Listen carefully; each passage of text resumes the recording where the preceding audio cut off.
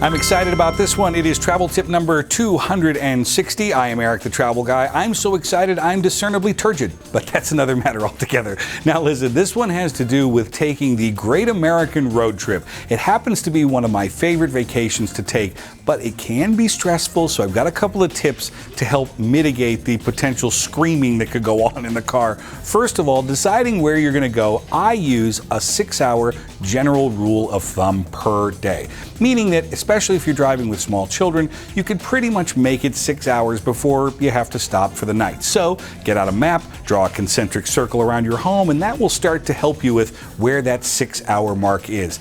And finally, the mad scramble on your departure day can be avoided if you do a little planning and pack the car the night before.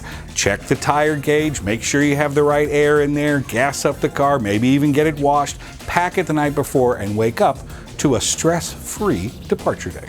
That is travel tip number 260. Ooh, I loved it. It was awesome. Wow.